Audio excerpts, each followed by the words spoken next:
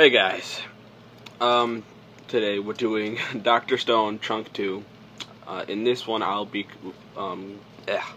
covering chapter 3 through 15.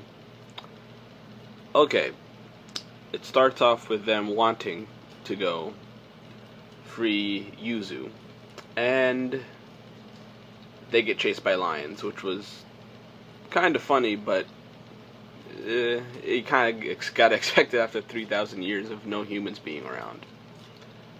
And as they run, they find a statue of a guy, and he looks very built and big and strong. So they dump the formula on him to release him first. Once he gets out, he destroys. Well, he kills a lion, which let's just put that off to the side, because you know that wouldn't really happen in real life, but yeah. And once he kills one of them, the others run off. What was his name? His name was Tsukasa. Now, Tsukasa, I like his design. His design is very well done, with his long hair and the cracks that they put in his face, which everybody has. And once they release him, he helps them hunt and stuff like that. But after a little while, we learn his backstory, which was he had a dying sister, and he wanted to make her happy in the hospital, so he went to collect seashells. And when he went out to do it, there was a drunk adult who basically beat the crap out of him. And the reason why the adult was ranting about, oh, this is my land, you can't be on my land and take my seashells, and he took that as that we need to stay in a prehistoric era before, like, everybody could own property and everything, that just normal, like a tribal life instead of a civilization. So his plan is to kill all of the adults that are still stoned, just, crush their stone, and leave all the children alive. Like, I would say probably teenagers and down would be okay, but once you're like a young adult, he's gonna kill you. And I can understand his reasoning, but that's a bad thing to do, because you're killing people. He would be killing thousands of people and more if he keeps doing this. So they unfreeze Yuzu, and they make a plan to try to get out of there. And they do run while he's out, and while he's running, once they get to their destination, they were going to a kind of a sauna, a place where, like a natural spa thing, a natural sauna. And they went there to get gunpowder, so they can use that to kill Tsukasa. Now, Tsukasa is very smart also, as we learn. He is almost as smart as, as Senku. He is, like, if this is a video game, Senku would have a 10, and I would say Tsukasa would probably have an 8 or a 9. And that is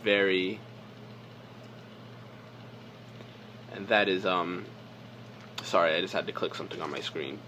That is very interesting, because Tsukasa seems like he is very overpowered compared to everybody else, because he's kind of almost maxed out in everything except intelligence. And at the spring, Tai he says he's going to, but he's going to confess to her confess to Yuzu once everybody's freed.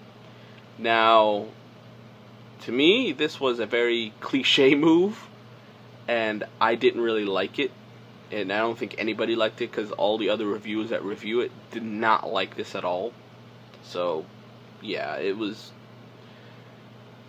I didn't like it, but let's keep going. Okay, so after he makes a promise to Yuzu,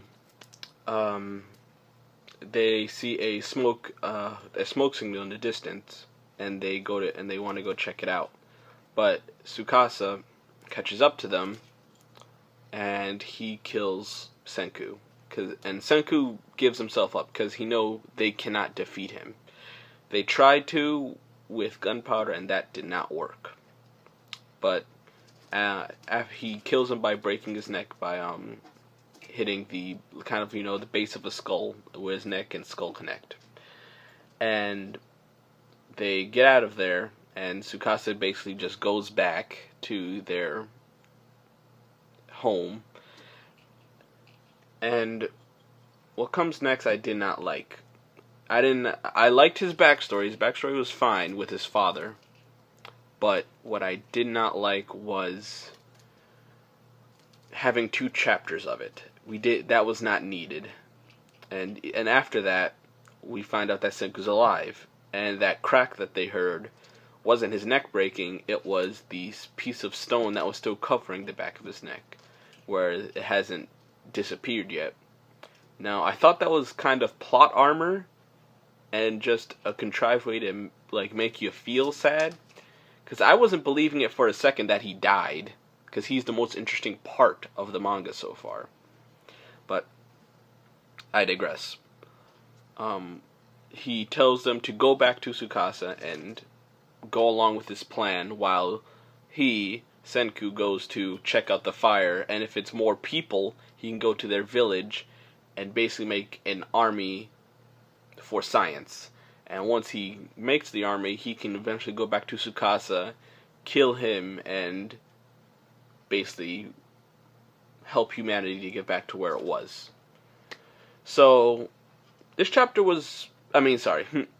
of chapters were good, and I did like it. And like I said, I had my problems with the promise to Yuzu and the 2 freaking chapters of backstory, which, but that's about it. If you guys want to talk about it in the comments down below, I implore you to, and I'll see you guys in the next review. Alright, bye guys.